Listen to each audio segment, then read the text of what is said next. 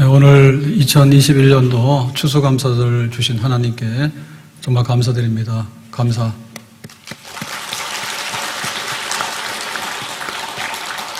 그리고 제가 원래 생각이 없었는데 찬양대가 얼마 만에 찬양했죠? 1년 넘었어요? 그러고 나 처음인가요? 예. 찬양대 찬양 10명이지만은 이렇게 찬양하게 해주셔서 감사한데 보니까 김희경 기사님이 너무 찬양대원들 표정이 너무 좋아. 예, 찬양할 수 있도록 하신 것 감사합니다. 오늘 2021년도 추수감사주일입니다. 코로나19로 인해서 작년에 첫 추수감사절을 지냈고 올해가 또 두 번째 추수감사절인데 뜻깊은 감사절입니다. 어려운 때 은혜를 주신 하나님께 감사를 드리고 좀 부족한 것이 많고 힘든 것이 많더라도 감사할 수 있는 믿음을 주시니 감사를 드립니다. 교회가 문을 열고 현장에 나와서 마음껏 예배드리게 하시니 감사를 드리고 온 가족이 함께 온 성도들이 함께 모여서 얼굴을 보면서 예배드리니 진실로 감사를 드립니다. 하나님께서 이스라엘 백성들에게 3대 절기, 3대 축제, 3대 명절을 지키라 했어요. 첫 번째가 6월절이고요. 두 번째가 맥주절이고요. 세 번째가 초막절입니다. 6월이라고 하는 것은 애굽에서 해방된 날, 그 다음에 맥주절이라고 하는 것은 보리와 밀, 첫 곡식이죠. 첫 곡식을 추수할 때 하나님께 감사하고 그러고 나서 철달에 이제 소출이 있는데 마지막 소출이 포도하고 무화과하고 올리브예요. 그래서 이 마지막 소출을 거둔 다음에 초막절을 지내라. 이제 추수감사절을 지내라. 광야로 나가서 천막을 치고 일주일 동안에 성대하게 뜻깊은 감사절을 지내라 했어요. 그래서 우리가 지내는 이 추수감사절은 1년 모든 생활에 모든 것을 돌아보면서 하나님께서 감사하는 주일인데 하나님께 진심으로 감사를 드립니다. 그래서 이제 소출을 13절에 보니까 타작마당과 포도주 틀에 소출을 거두어 드린 후에 그랬거든요. 농사가 끝났다는 얘기예요. 농사가 끝났으니까 빈손은 아니죠. 씨를 뿌리면 30배, 60배, 100배 열매를 맺잖아요. 근데 이제 첫 수확이 이제 밀과 보리였어요. 근데 마지막 수확이 포도, 무화과, 올리브 이제 이렇게 왔거든요. 그러니까 이 모든 소출을 다 거두린 다음에 참 하나님 감사해요. 먹을 것을 주시니 감사해요. 그래서 이거 감사를 하려고 그러면 우리가 비교치가 있어야 돼요. 그냥 있는 거에 대해서 당연하지 않는가? 이거 내가 한 건데 이런 생각하면 안 되거든요. 그래서 성경의 역사는 항상 애굽의 노예 생활로 돌아가는 겁니다. 애굽에서 노예 생활할 때 어땠어요? 일 실컷 하고 나서 겨우 풀칠하고 살았죠. 그러니까 노예 생활이라고 하는 것은 그야말로 강요당하는 자유가 없고 억압당하고 착취당하고 그런 생활이에요. 그래서 나중에는 얼마나 심각했는가 하면 모세가 출생했을 때는 남자 아이들은 위태로우니까 다 죽여라 했어. 그 정도로 흑암한 생활을 했단 말입니다. 근데 지금 와서 가나안 땅에 와서 농사를 지어가지고 창고에다가 추수한 것을 저장을 하고 나서 광야에 나가서 이제 초막절, 감사절을 성대하게 일주일 지내게 되니까 그 감격이라고 하는 것을 이루 말할 수 없죠. 그리고 이제 그 애굽에서 나와가지고 가나안에 오는 길이 광야 생활인데 광야 생활이 40년이에요. 그러니까 이사를 얼마나 많이 했겠어요. 1년에 한 번씩 이사하라고 그래도 힘들어서 못해. 근데 그냥 시시때때로 하나님께서 가라 그러면 또 가고 또 천막을 쳐라, 천막 잡아라, 가라. 이게 만나하고 메추라기를 주셨고 반석의 생수를 주셨고 구름기둥 불등을 주셨는데 만약에 하나님께서 그런 배려를 하지 않았으면은 그냥 죽는 겁니다. 하나님의 극적인 보살핌으로 인해서 살긴 살았지만은 인간으로서는 생존할 수 있는 가장 척박한 환경 속에서 고달프게 살았어요. 근데 지금은 광야를 지나고 가나안 땅에 들어와가지고 정착을 하고 농사를 짓고 이제 모든 것을 저장할 수 있는 데까지 온 거거든요. 그러니까 이것은 과거에 비하면 이루 말할 수 없는 정말 하나님 너무 행복해요. 너무나 많은 것을 받았어요. 너무나 넘쳐요. 지금까지 지내온 것 주의 크신 은혜라 다 같이요. 아니 없는 주의 사랑 어찌로 말하랴. 자나깨나 주의 손이 항상 살펴주시고 모든 일을 주 안에서 형통하게. 지금까지 다시 한번. 지금까지 지내온 것 주의 크신 은혜라. 한이 없는 주의 사랑 어찌 이루 말하랴. 자나깨나 주의 손이 항상 살펴주시고 모든 일을 주 안에서 형통하게 하시네. 우리가 하루 3끼 밥을 먹는데 한 끼만 걸러도 좀 힘들어요. 근데 꼬박꼬박 3끼씩을 먹으면서 한 달 동안 먹은 거 생각해 보세요. 1년 동안 한번 먹은 거 생각해 보세요. 지금까지 30년, 50년 살아오면서 하나님께 공급받은 일용할 양식이 얼마나 많은가. 우리가 옷을 입고 사는데요, 사실 옛날에는 이 옷 하나가 얼마나 귀한지 모르죠. 그래서 지금 이렇게 풍족하게 옷을 입고 살고 정말 이렇게 좋은 세상에서 살고 있는 것에 대해서 하나님 앞에 날마다 감사를 잊어서는 안 되는 겁니다. 오늘날 우리에게 일용할 양식을 주옵시고, 이게 기도 중에 가장 기본 기도예요. 그러면 일용할 양식이 있었어 없었어? 있죠. 하나님께 감사해야 되겠죠. 똑같은 한국 사람이지만은 탈북자들을 보면 등 따뜻하게 가족들이 식탁에 둘러앉아서 밥 한 번 먹는 거예요. 지금 우리는 하고 있잖아요. 밥 먹으라도 안 나오잖아요. 방 안에 있어서 나오기 싫어가지고. 등 따뜻하잖아요. 한겨울에도 그냥 반팔 입고 다니고 막 그러잖아요. 그러니까 우리가 누리고 있는 것에 대해서 우리의 기도대로 응답이 된 거죠. 그 영화를 볼 것 같으면요, 영화가 시대상을 반영하는 게 많아요. 그래야지 공감을 하니까요. 근데 국제시장 이런 영화를 보면 월남에도 가서 파병해가지고 싸우기도 하고, 중동의 모래바람에 들어가서 그 덥고 정말 이런 데도 노동하기도 하고, 또 서독에 가가지고 간호사나 또 광부로 파견돼가지고 일하기도 하고, 그런 시절이 있었다고. 그러면 지금 우리가 그런 데 가느냐? 안 가지. 오히려 다른 나라 사람들이, 이주 노동자들이 와가지고 코리안 드림을 이루겠다고 막 시험치고, 그 다음에 막 한국에 들어와서 어떻게든 간에 돈 좀 벌어보겠다고 오잖아요. 얼마나 세상이 달라졌습니까? 옛날에는 물 건너온 거라 그러면, 외자라 그러면 우리가 혹했거든요. 근데 지금은 그렇지 않아요. K자가 붙으면 굉장히 갑이 나가요. 중국산이라 그러면 이상하게 생각해요. 헐리우드 문화가, 영화들이 막 이렇게 굉장히 휩쓸었어요. 근데 얼마 전부터는 우리 국산 영화들이요, K-팝, K-영화 문화 해가지고 전 세계적으로 알아줘요. 얼마 전에 또 뭐 오징어 게임인가 그거 인해가지고 전 세계가 놀랬어. 그럴 정도로 우리의 삶이 옛날보다 나빠진 게 아니에요. 옛날에 비교할 수 없을 만큼 자동차 만드는 나라가 별로 없거든요. 완성차를 만드는 나라가. 우리 아이들도 그냥 다 핸드폰 들고 다닌단 말이에요. 그렇게 풍족하게 사는 나라가 세상에 많지 않아요. 그래서 사람들은 한강의 기적이라 해요. 우리가 감사해야 되겠는데 어제를 모르고 오늘을 모르는 거예요. 남산 밑에 가면 장충 체육관이 있습니다. 근데 그 체육관이 필리핀 원조로 지어졌다는 거 알고 계시는가? 지금도 사용하고 있거든요. 필리핀 그러면 지금은 제일 빈곤한 나라 중에 대명사란 말이에요. 지금 우리는 자유를 얻어가지고 온갖 것 다 해요. 그런데 우리가 6.25 전쟁이 났을 때, 위태로울 때 전 세계에서 연합군들이 파견됐는데 에티오피아 군인들이 와서 피 흘렸다고. 그래서 춘천 전투 이런 데 들어갔는데요. 적도에 살던 사람들이 한국의 그 겨울이 얼마나 혹독합니까? 전쟁보다 무서운 게 날씨잖아요. 그런 가운데도 피를 흘리고, 그래가지고 우리가 우리의 주권을 지키며 자유를 지키며 살아왔다고.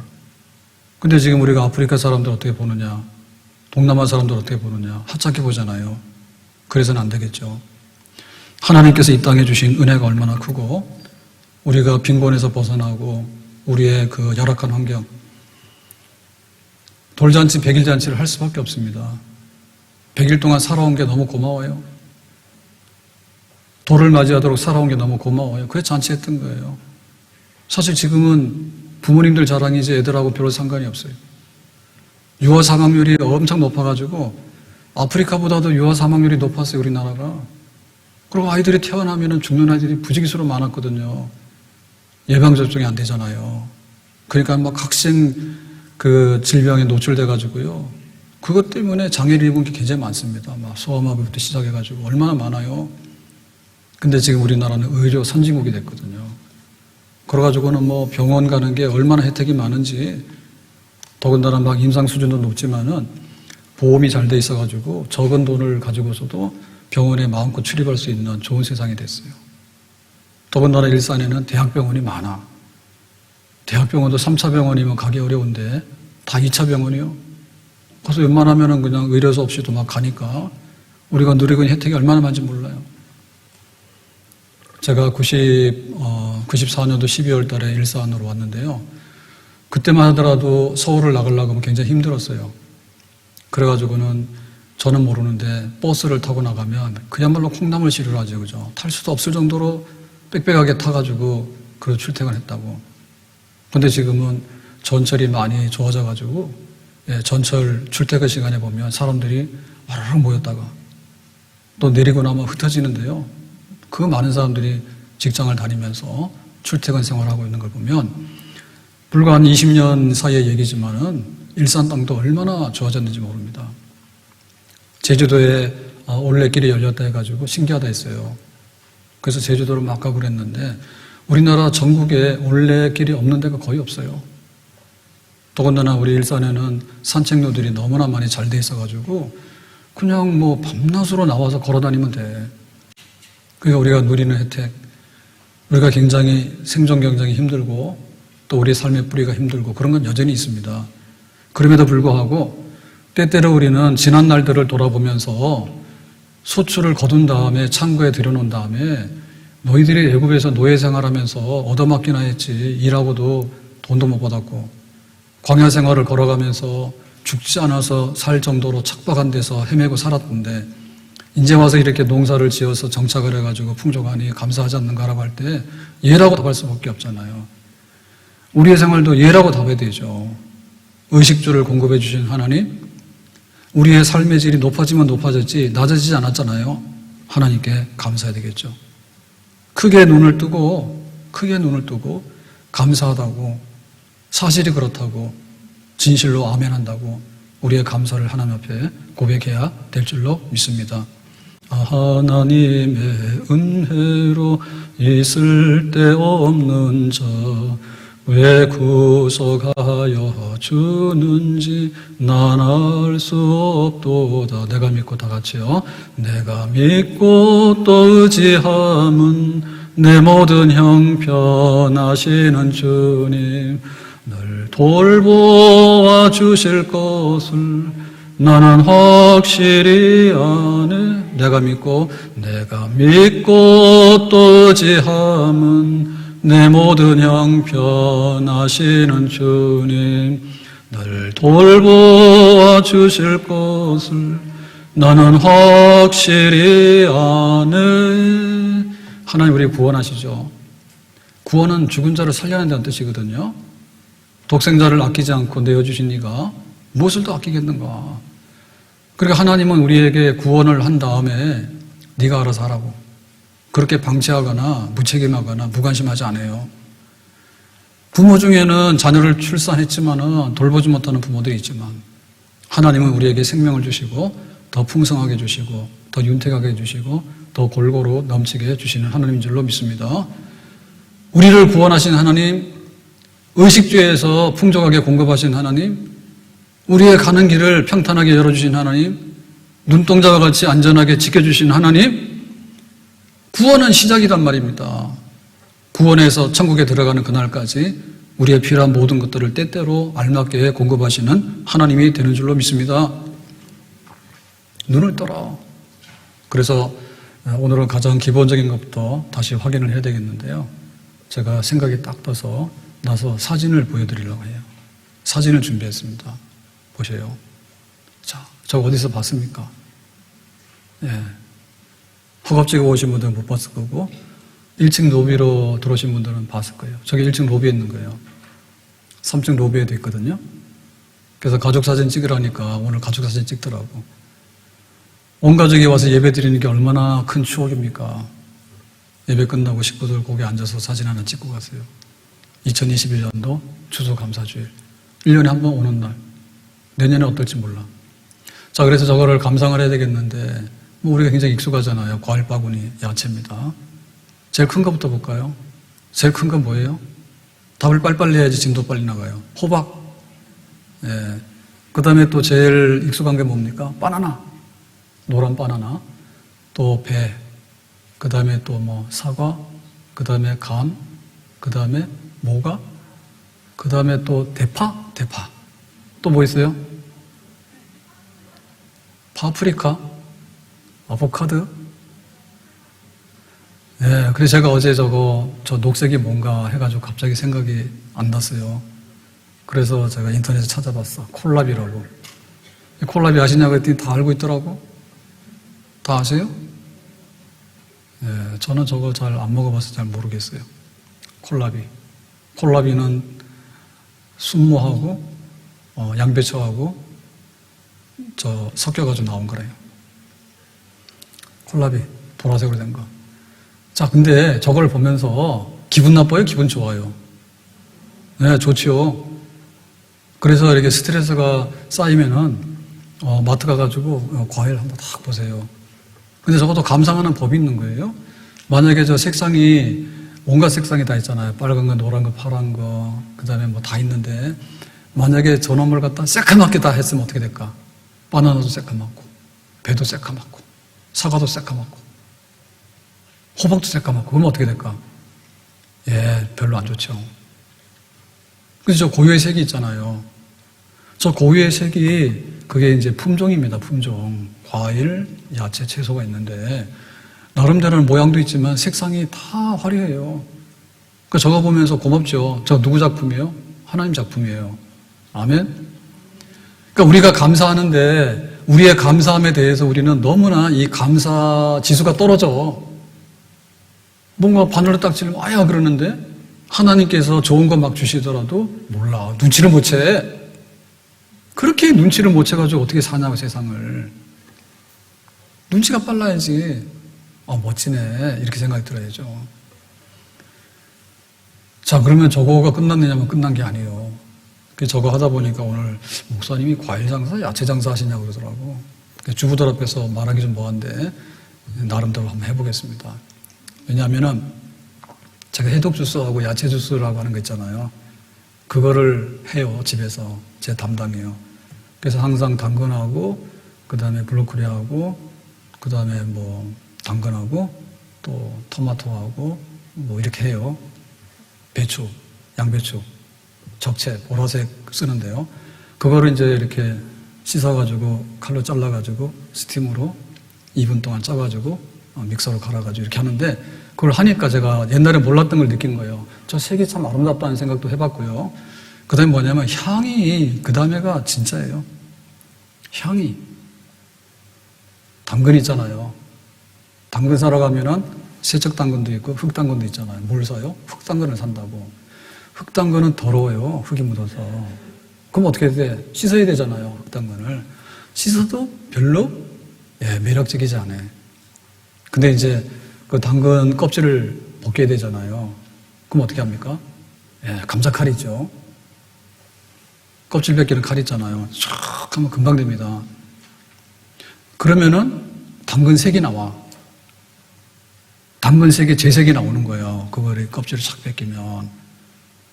그리고 진짜 이뻐요, 당근이. 색깔이요. 진짜 이뻐요. 근데 당근을 칼로 치잖아요.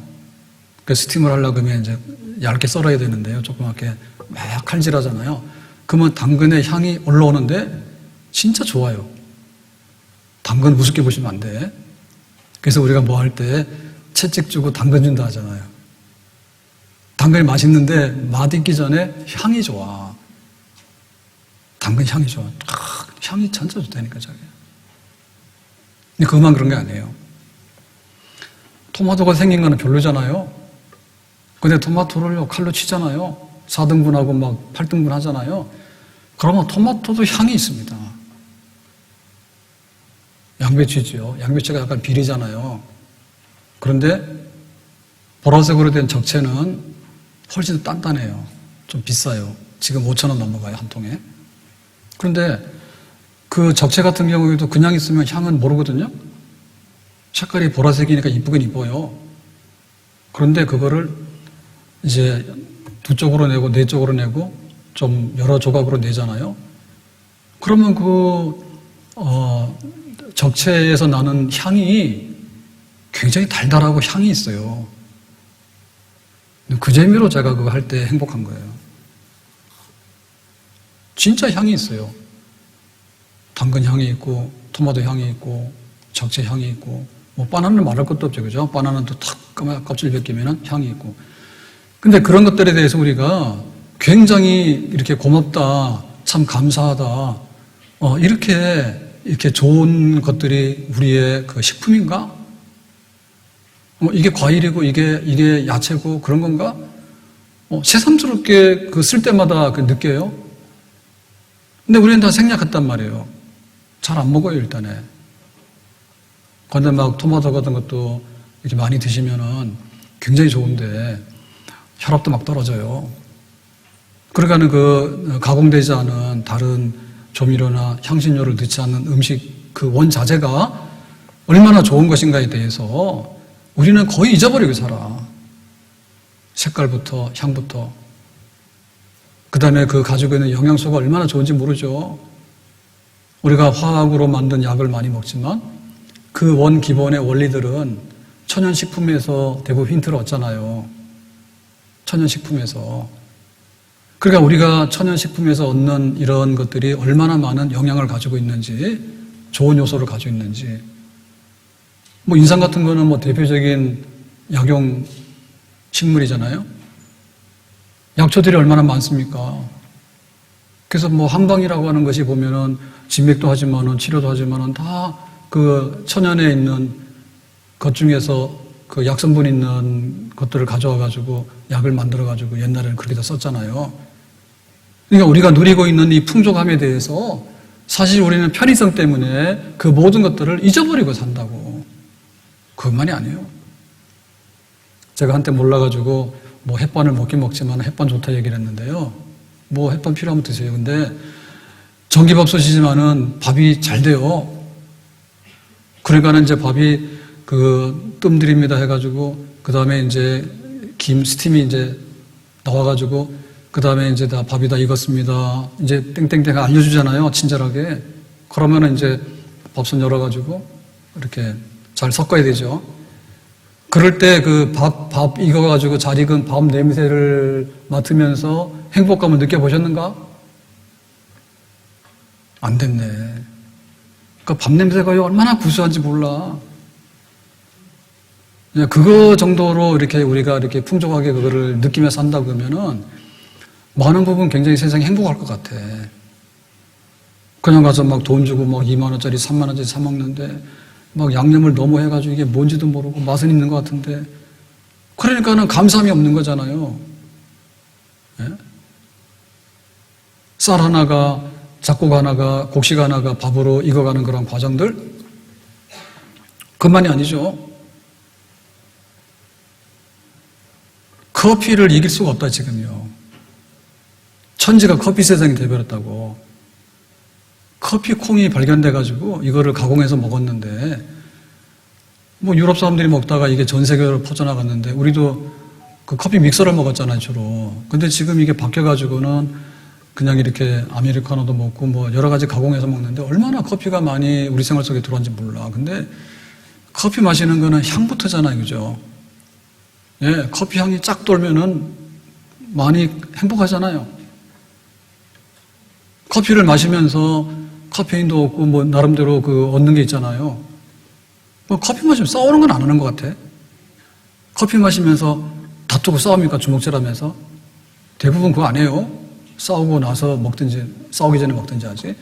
그러니까 적어도 우리가 커피를 마시면서 누릴 수 있는 그런 행복감, 이런 거에 대해서 우리는 너무나 비싸게 이거 먹고 산단 말이에요. 이거 커피 막 5,000원씩 하니까 비싼 거예요. 네, 원가로 계산하면요. 엄청 비싼 겁니다. 원두 그렇게 비싸지 않아요. 3만원짜리, 5만원짜리 사도 100잔 나오면요. 300원, 500원 밖에 안 해요. 그러니까 우리가 얻은 거에 대해서 얼마나 이 세상은 농장입니다. 세상은 황무지가 아니에요. 사막이 아니에요. 이 세상은 농장이에요. 동물도 있고 식물도 있고요. 온갖 게 다 있어요. 거대한 농장이에요. 다만 우리가 편의성을 위해서 바나나 농장 따로 하고 동물 농장 따로 할 뿐인 거예요.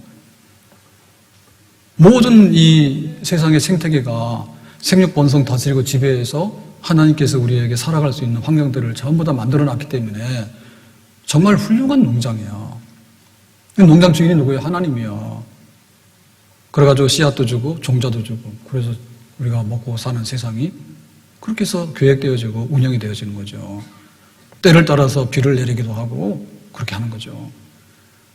그것만 아닙니다. 바닷속에 들어가면 또 바닷속의 세계는 별개입니다. 없는 게 없습니다. 바다 생물들이. 우리가 그거 누리면서 살고 있는 거예요. 다만 우리는 일꾼으로서 땀을 흘려서 일하는 거예요. 세상은 훌륭한 농장이고 하나님은 훌륭한 농장 주인이고 우리는 땀 흘려서 일하는 농부들이야. 그래서 우리가 조금만 땀을 갖다가 흘리기만 하면 이 모든 것들을 가져와서 쓸 수 있는 그런 복된 농부들이지.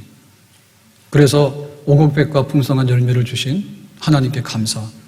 이것이 지금 우리가 살고 있는 이 세상이고 우리의 삶은 여기에 기반해서 살고 있는 줄로 믿습니다. 다만 우리가 도시 생활을 하고 우리가 직장 생활을 하고 우리가 편의성을 위해서 이렇게 만들어놓은 것 때문에 점점 분화가 되어 있는데 이 근본 뿌리를 우리가 이해를 하고 여기서부터 감사해야지 그 나머지가 다 감사할 수 있는 거예요. 풍족함을 잃지 않는 거죠. 아멘. 봄에 씨를 뿌리고 가꾸면 여름에 무럭무럭 자라고 가을에 결실합니다. 산마다 불이 탄다 고운 단풍에 골마다 흘러간다 맑은 물줄기. 그래 이 나무 나무 잎사귀 하나도 새까맣지도 않고 떨어질 때도 그냥 말없이 우수수 떨어지는 게 아니라 단풍 색이 물들어가지고 보여주면서 떨어지잖아요. 세상이 얼마나 아름다워. 다만 우리 사람들의 마음이 아름답지 못해. 은행 단풍이 얼마나 노랗고 이쁩니까? 붉은 단풍이 얼마나 아름답고 이뻐요. 사람들 마음은 삐뚤어졌지. 그런데 골마다 흘러가는 맑은 물줄기, 산에서 물이 흐르려고 그러면 어떻게 됩니까? 비도 와야 되지만은 기본적으로 이슬 하나하나가 그게 이제 물방울이 되는 거잖아요. 깊은 산골짜기에는요, 비가 안 와도 여간한 가뭄이 들어도 물이 흘러요. 이슬 하나가 생명의 물이 되고 그 생명의 물이 골짜기를 이루고 그 골짜기가 내를 이루고 그것이 강을 이루고 그것이 큰 강을 이루면 한강. 맑은 물 하나하나가 얼마나 고맙고 감사한지 모르지. 우리가 이게 귀하니까 지금은 돈을 주고 생수를 사 먹잖아. 맑은 물 흘러가는 이 세상에 하나님께서 주신 감사함이 거기에 배어 있는 거죠. 황금빛 농가밭에 풍년이 왔다. 웬만하면 풍년이 오는데 풍년이 올 때 풍경이 너무 아름다워요. 들판이 무르익어가지고 드 맑은 하늘가에 노래 퍼진다. 그 세상에는요 원망과 아우성이 없습니다. 곡식들이 무르익을 때 노래 부르겠지. 하늘을 나는 새들이 먹고 사니까 노래하겠지. 바닷속에 있는 물고기고 생물인들 노래하겠죠. 그 물에 잡혀가면 죽는 거지만은 지 세상에서 지가 마음대로 살아가는 세상에 대해서 노래할 거 아니에요?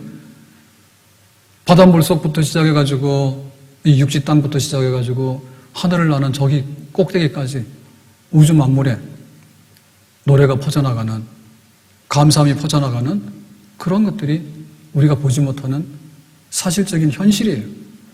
눈이 닿는 우주 공간에 손이 닿는 구석구석에 우리 주님 주신 열매 우리 주님 주신 알고 감사하자 찬송하자, 감사하자 찬송하자. 이것이 우리의 날마다 눈 뜨면은 나와야 되는 거죠. 눈 뜨면 나와야 되는 거죠. 오늘도 전철이 움직이는구나. 감사해야 될 일이지. 오늘도 병원 가서 문을 두드리니까, 병원 문 열어주니까 감사해야 될 일이지. 오늘도 마트 가가지고 보니까 장바구니 채울 수 있으니까 감사해야 될 일이지. 오늘도 밥을 하니까 밥 냄새가 익었는데 얼마나 감사할 일이에요. 배부르잖아요. 사람이 정신이 굉장히 안정이 돼요. 근데 우리는 고급 식당에 가가지고 막 돈을 많이 내고 이래가지고 그러는데 그게 아니라 정말 이렇게 밥이 익어가고 커피 향이 올라오고 내가 이렇게 과일 하나 야채 하나를 다듬어서 그 흑당근이지만 흑당근을 벗겨가지고 칼로 치니까 당근의 그 고유한 향이 나오는데 그런 것들을 우리가 이렇게 먹고 하는데 그런 것들에 대한 기본적인 것들이 눈 뜨면은 알곡이고 눈 뜨면 열매고 눈 뜨면 감사한 일이고 그러니까 우리가 그것에 대해서 하나님 앞에 하루하루를 살아가면서 이렇게 많은 것들을 이렇게 좋은 것들을 우리가 누리고 삽니다. 하나님 앞에 감사가 넘쳐나야 될 줄로 믿습니다. 제가 찬송에 대해서 요즘 많이 빠져 있어요. 찬송 좋아요. 근데 찬송 중에서 찬송 가사 너무 좋거든요. 우리가 늘 이 감사절날 부르는 산마다 불이 탄다 고운 단풍에 이건 이목인 작사로 되어 있는데 여기 작사한 그런 분들에게는 그게 보였다고. 근데 우리에게는 이런 게 안 보이잖아. 우리가 비정상이지. 예수 사랑하심은 거룩하신 말일세. 우리들은 약하나 예수 권세 많도다. 날 사랑하심, 날 사랑하심. 성경에 써 있네. 그거를 아는 사람은 그 찬송 가사를 쓰는 거죠. 모르는 사람은 모르는 거예요. 내 평생 소원 이것뿐 주일하다가 주 앞에 가는 날. 그러니까 하나님 앞에서 그 은혜가 있는 사람은 그래 인간의 본분이 하나님 섬기는 일이지. 그게 찬송이잖아요. 그게 감사잖아요. 주님 앞에 가리라. 회사에 고용되는데 취직 못하면 죽는다는데요. 나중에 또 정년돼서 나가라 하면 또 죽는다 해. 세상에 고용당하고 그 다음에 그 해고당하고 거기에 막 울고 웃고 하거든. 내 평생에 하나님 섬기는 일이 거룩한 일이잖아요. 천직이잖아요. 하늘의 부름이잖아요. 얼마나 하루 눈 뜨면 찬송 속에서 우리가 하루를 살아야 될까. 구원받은 것, 하나님을 섬기게 된 것.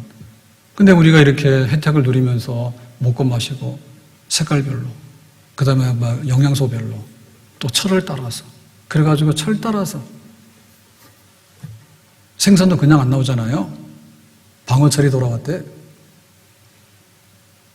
방어철이 돌아왔대요. 그럼 방어철이 있는 거고 조기가 막 밀려 올라올 때는 조기철이 있는 거고 그런 거 아니에요? 그러니까 우리가 너무나 우리 생활에 찌들어가지고 사실은 받은 거 99보다는 없는 거 하나 때문에 매달려가지고 너무나 불행하고 너무나 찌들어서 살고 있다면 하나님 앞에 감사하는 마음을 펼치고 감사함으로 세상을 볼 수 있는 새로운 생명이 있기를 예수님의 이름으로 축복합니다. 그럼 어떻게 되느냐? 16절에 보니 이렇게 말했습니다. 여호와께 보이되 하나님께 나와서 예배드리고 절기를 지켜야 되는데 공수로 여호와께 보이지 말고 공수라고 하는 빈손이에요. 빈손으로 나오는 거는요. 아무것도 없으니까 이것밖에 안 돼요라고 대드는 거예요. 굉장히 무리한 거예요. 우리가 식당에 밥을 먹으러 가잖아요. 그러면 문을 열어야 돼 일단에. 내 돈 있어도요 문 닫아버리면요 못 들어가요. 속초 같은 데는 유명한 관광지인데 관광객들 위주로 돼 있기 때문에 8시 되면 문 닫아버리더라고. 그래서 한 7시 되면은 받아주는데요. 8시 근처에 가면요 막 이렇게 눈치 주고요. 8시 되면요 안 받아버려요. 주문 자체를 안 받아버려요. 각박에 난 돈 많은데 밥 안 주더라고. 멀리서 왔는데 밥 먹고 가야 되는데 늦게 왔다고 밥 안 주더라고. 만약에 이렇게 식당 가서 밥을 먹었는데 계산 안 하고 나오면 뭐예요? 도둑놈이지. 실컷 받을 건 다 받아놓고는 그냥 뒷문으로 나온 사람은 불청객 아닙니까? 그러니까 우리가 하나님 앞에서 살아가는 이 세상에 대해서 우리는 국가에다 세금 내고 내가 물건 샀으니까 당신의 수고비에 대해서 영업이익만 주면 된다고 생각하는데 그게 아니라 하나님께 원천적으로 받아서 빚진 거를 우리가 있다니까요. 구원받은 것도 하나님께 빚진 거예요. 근데 우리의 일상생활 전부 다가 하나님께로부터 빚진 거다 이렇게 생각을 해야 되지. 그래서 감사하는 마음이 있어야 되는데 감사하는 마음이 있으면 뭐냐? 빈손으로 하면 안 된단 말이에요. 부자라 해서 다 감사하는 건 아니죠. 나발이라고 하는 사람 부자예요. 양의 털을 깎는데요. 잔칫날은 손님들을 대접해가지고 보내야 되는데 다윗의 부하들이 갔더니 빈손으로 보내면서 욕했어요. 니들이 사울왕에게 덤비는 반역자들이라고. 잔칫날 아무것도 안 주면서. 나쁜 부자지. 부자와 나사로에 보면은 그 나사로가 헌대를 앓는 거지였잖아요. 근데 부잣집에는 날마다 호화로운 잔치를 했다고? 음식 남으면은 나사로 좀 주면 되는데 쓰레기통에다 넣었지 나사로한테 안 줬다고? 감사함이 없어요. 아주 인색해요. 그런데 감사함이 넘치는 사람은요, 정말 마리아 같은 경우에는 옥합을 깨가지고 향유를 붓잖아요. 전 재산이 2렙돈밖에 안 되는데 그 2렙돈을 가지고 하나님께 연보하잖아요. 감사가 넘치면 할 수 있는 거예요. 어느 한 여자가 이제 감사절날 쌀 한 가마니를 하나님께 감사하다고 교회에다 갖다 바쳤대. 그래서 집에 아들이 낳았냐고. 그러니까 집에 아이가 아프니까 하나님 우리 아들 낳게 해주시면 내가 쌀 한 가마니 하나님께 드리겠어요 라고 했는데 쌀 갖다 내놓으니까 아이 낳았냐고 물었대. 아니 죽었다고. 죽었으면 안 됐는데 왜 이걸 그랬더니 아니 천국 갔으니까 그래도 나는 감사해요 하고 했대. 그러니까는 감사함이 넘쳐야 되는데 빈손으로 나오는 사람이 있고요. 우리가 볼 때는 저 사람이 저렇게 어려운데 뭔 감사하냐 싶지만은 감사함이 넘치면서 살아가는 사람들이 사실 있는 거예요. 예수님께서 탄생했을 때 유대인의 왕이 났다 해가지고 동방의 박사들이 선물을 가져왔습니다. 황금과 모략과 유향이에요. 가장 귀하고 가장 보배로운 것들, 의미 있는 거 가져왔거든요. 우리가 알고 있는 지역의 그 특산들은요, 진상품이라고 옛날에 임금님 궁궐에 올려보냈던 거예요. 2,000쌀, 영광 굴비. 굴비가 어디 굴비라 다 있겠죠. 근데 그 중에는 그래도 영광 굴비. 이런 식으로 했잖아요. 나주배 이렇게. 최고로, 최대로 드리는 거. 하나님 앞에서 그런 마음을 가져야 돼. 병원을 가도 병원에게 고맙지만은, 아니, 돈 있어도 진료 안 하면 못 하는 거 아니에요. 그런데 그런 거를 두신 하나님께 감사하고, 마트 가서 내가 물건을 살 수 있으면 내 돈 냈지만은, 그래도 그 모든 것들이 돌아가도록 하는 것에 대해서 감사할 줄 알고, 천지가 오십니다. 그러면 그런 거에 대해 내가 돈을 내고 샀지만은, 그래도 이렇게 입을 옷을 주시니 감사하고, 오늘도 전철이 그냥 무사하게 출발하고, 무사히 사람들 내려두니 감사하고, 하나님 앞에 감사함의 부자가 돼야 될 줄로 믿습니다. 빈손으로 나오지 마라. 어떻게 했느냐? 16절에 보니까 17절에 보니까 그랬습니다. 각 사람이 하나님 여호와께서 주신 복을 따라 그 힘대로 드릴지내라. 농부는 소출이 감사한 거고 어부는 바다에서 고기 잡으니까 감사한 거고 공장에서 일하시는 분들은 제품을 생산하니 감사한 분들이고 또 회사 가서 사무 일하는 분들은 그래도 일자리가 있어가지고 일하게 되니까 감사한 거고 그렇게 해서 각자 받은 은혜대로 최대로 정성껏 하나님께 감사하도록 해라. 아멘. 제가 이상한 경험을 한 기억들이 몇 번 있는데 보기도 했고요. 통영에 관광지니까 자주 가잖아요. 근데 그 수산시장이 있는데요. 거기 이제 여러 종류가 있는데 그 중에 노점에서 자판하는 그 데가 있어요. 노점 길거리에서 이렇게 자판을 쫙 열어놓고 생선, 회 같은 걸 이렇게 파는데 근데 이렇게 어느 날 보니까 그 할머니 노점 하시는 할머니하고 이렇게 고무통에다 갖다 놓고 생선 몇 마리 갖다 놓고 파는 거잖아요. 할머니하고 한 50, 60대 아저씨하고 실강이가 막 붙었어. 그래서 나중에 알고 봤더니 이게 문어를 이만한 문어를 5만 원인가 주고 가져가는 거야. 근데 할머니가 나 그거 믿죠? 그러니까 아저씨가 아니 줘요 막 이러더니 흥정하다가 안 되니까 뺏어가지고 가버렸어. 그러니까 할머니가 간 다음에 저 사람 저 왜 이래 막 이러면서 막 속상해서 울더라고. 울더라고. 진짜 손해를 받는가 봐. 그러면은 와가지고 자기는 관광 와가지고 막 풍족하게 쓰면서 그 자판해가지고 그거 하나 팔려고 하는 그 할머니 그거를 손에 끼쳐가지고 제가 들었거든요. 간 다음에 저 아저씨 왜 그런지 모르겠다고 강도라고 내 손해보고 갔다고 돈 던져주고 갔대요. 흥정도 안 됐는데 그런 거 봤거든. 그런데 또 한 번은 가니까 거꾸로 저쪽에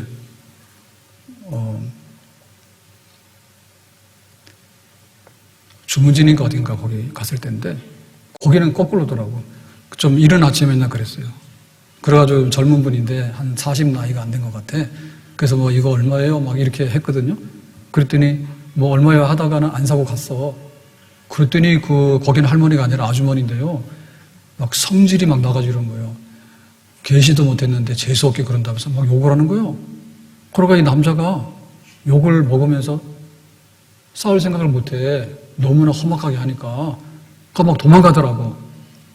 한쪽에는 와가지고 할머니한테 손에 끼쳐서 문어를 뺏어서 가는 사람이 없는가. 한쪽에는 가서 이거 얼마요? 그 말 한마디 했다 해가지고요. 그냥 네가 안 샀다고요. 막 욕을 막 퍼붓고 저주라는 거예요. 그런 것도 봤어. 세상은 이래도 살보라고 저래도 살보란 거예요.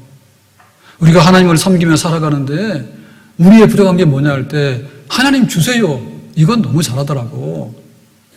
근데 하나님께 받은 거에 대해서 돌려서 감사하는 건 잘 못하더라고. 나병 환자 10명이 치료를 받았는데 돌아와서 감사하다고 하는 사람은 한 사람이었어요. 1년에 3배 절기가 있는데 구원받은 거 감사하고 첫 곡씩 감사하고 마지막 곡씩 감사하라고. 구원받은 거 기억해라, 잊지 마라. 그 다음에 하나님께서 그냥 의식주에 대해서 염려 없도록 풍족하게 해줄 테니까 걱정 말아라는 것에 대해서 거두었으면 감사하고. 우리의 감사가 가장 신앙생활의 기본이요. 성경을 많이 하는데 감사가 없으면 어떻게 합니까? 예배를 드리는데 감사가 없으면 어떻게 합니까? 기도는 하는데 감사가 없으면 어떻게 합니까? 봉사는 하는데 감사가 없으면 어떻게 합니까? 찬송을 하는데 감사가 없으면 어떻게 합니까? 감사함으로 예배드리고 감사함으로 찬송하고 감사함으로 기도하고 감사함으로 봉사하고 감사함으로 전도하고 식탁에 앉을 때도 감사하고 식자재 사가지고 올 때도 감사하고 그거 다듬으면서도 감사하고 돌아보면 감사하잖아요. 하나님께서 베푸신 것이잖아요. 베푸신 것이잖아요. 우리는 만족하고 행복하게 살기를 원해요. 근데 우리는 항상 생각하는 거예요. 들어오는 게 문제라 생각해요. 뭐가 들어와야지 내가 감사하지 않느냐. 건강해야 되고 돈도 벌어야 되고 승진도 해야 되고 내가 하고자 하는 일들이 손성치려야 되고. 맞죠. 근데 우리의 삶은 언젠가부터 정지해요. 언젠가부터는 들어오는 것보다는 나가는 게 더 많을 수도 있어요. 내가 건강을 잃어버리면요, 건강이 빠져나가는 거예요. 때로는 내가 수입보다도 지출이 많아가지고요, 손해를 볼 수도 있어요. 그러면 우리가 언제든지 내가 행복하고 만족한데 들어오는 것만 가지고 채우려 해가지고는 밑독이 빠져갖고는 안 된단 말이죠. 그래서 오히려 반대로 할 필요가 있는 거예요. 들어오는 게 없더라도 내가 이것을 어떻게 만족함으로 감사함으로 바꾸어서 살 것인가. 고급 식당에 가서 10만 원, 20만 원, 30만 원짜리 밥을 먹어도 되지. 근데 내가 쌀을 씻고 그 다음에 그 음식을 요리하는데 그냥 그 있는 향을 보면서도 그거는 인류 식당 가더라도 내가 볼 때는 못 느끼는 것 같더라고. 근데 당근 향이 그렇게 좋은지 난 몰랐어요. 당근 향이 그렇게 좋은지 몰랐어. 근데 막상 이렇게 칼을 쳐보니까 그 당근 향이 얼마나 좋은지, 향 자체가 얼마나 좋은지 모르겠더라고. 그러니까 우리는 들어오는 거 문제가 아니라 환경이 문제가 아니라 내가 가지고 있는 거에 대해서 그거를 어떻게 내가 감사함으로 내 것으로 만들 것인가. 그게 중요한 거죠. 건강이 넘쳐나도 불행한 사람 많습니다. 근데 시력을 잃어도요, 여전히 감사하는 사람이 있어요. 우리가 눈 뜨고 하늘을 볼 수 있다는 것이 감사한 거예요. 우리가 이 땅에 걸어 다닐 수 있다는 거 감사한 거예요. 하늘을 보세요. 지하실에 이렇게 해가지고, 뭐 빌딩에는 올라가 있지만 빌딩에 갇혀가지고 바람이 들어옵니까? 뭐가 들어옵니까? 1년 내내. 그런데 이렇게 하늘을 보면서 오늘은 가을이구나. 오늘은 따뜻한 봄이구나. 오늘은 추운 겨울이구나. 그거를 누리고 느끼면서 살아갈 수 있는 우리 삶에 근본적으로 하나님께서 이렇게 베풀어 주시는 그 만족감과 행복감이 있는데 그거를 되찾기 전에는 항상 우리는 불행한 거예요. 내가 자유함이 있어서 하늘을 볼 수가 있다. 내가 이 땅에 두 발을 딛고 이렇게 서 있을 수 있고 걸어갈 수 있다. 차 타는 것이 때로는 필요합니다. 자동차가. 근데 걸어가는 것이요 정말 행복의 원천입니다. 사람은 하루에 한 20km씩 걷도록 이렇게 설계가 되어 있기 때문에 이걸 안 하면요 손해보는 거예요. 걸어보세요. 건강해지고요. 밥맛도 나고요. 그 다음에 기분이 좋아져요. 꼭 커피 한 잔 마셔야지 기분이 좋아지는 건 아니에요. 술 한 잔 마셔야 기분 좋아지는 건 아니에요. 적당히 걸으면요 진짜 이렇게 생각이 맑아지고 마음이 맑아집니다. 그러니까 우리가 두 발을 딛고 이 땅에 서 있을 수 있다는 것은 감사한 일이고, 그리고 거기를 걸어 다닐 수 있다는 게 감사한 일이고, 길까지 따뜻한 것이 감사한 일이고, 하늘을 보니까 오늘은 맑은 하늘이네, 참 좋으네, 얼마나 감사한지 모르지. 식탁에 올라오는 것들이 얼마나 감사한지 모르지. 오늘 하루 단잠을 잔다고 하는 것이 얼마나 감사한지 모르지. 고통 안 받으면 몰라. 불면증으로 하나님 앞에 우리가 누릴 수 있는 것들이 많은데, 얻어서 오는 감사도 있지만은 내가 그것을 감사함으로 바꾸어서 감사하는 감사, 그래야만이 감사가 넘쳐나는 그런 풍족한 생활을 우리가 하게 되는 줄로 믿습니다. 우리 문명이 가져다 주는 혜택이 많아요. 현대 문명이 우리에게 많은 것들을 가져다 줬어요. 근데 가져다 주지 못하는 건 뭐냐면 감사 같은 것들은 잘 안 돼. 우리가 소위 말해서 서비스 요금이 있지 않습니까? 서비스 요금 붙잖아요. 우리에게 조금 뭔가 이렇게 느끼게 해주는데 그 서비스 요금이 붙는 거예요. 근데 문명 그 자체는요 감사를 가르쳐주지는 않아요. 굉장히 편리한 것 같지만요 그것이 정말 감사함이 넘친다는 생각까지는 못 간다니까. 우리 영혼이 잘 되고 우리의 마음이 잘 되는데 감사가 하나님께서 주신 큰 축복인 줄로 믿습니다. 오늘 감사절을 맞이해서 우리에게 다시 한번 감사가 회복되고, 내 삶의 환경이 어떻든 간에, 내가 들어오는 게 어떻든 간에 내 속에 그 감사가 커져나가서 날마다 감사하고 범사에 감사할 줄 아는 그런 복 있는 사람, 우리의 내면 세계가 새롭게 빚어지는 새 사람 되는 역사가 있기를 예수님의 이름으로 축복합니다. 기도합니다. 오늘 감사절을 맞이해서 주신 말씀과 같이 감사하고, 크게 감사하고, 더 넘치게 감사하고, 감사 후에 감사, 별빛만한 감사가 달빛만한 감사가 햇빛만하게 되는 놀라운 은총이 우리 영혼 속에서 일어나기 원하고, 우리의 마음 속에서, 우리의 삶 속에서 새롭게 일어나기를 원합니다. 주 예수님 이름으로 기도합나이다. 아멘.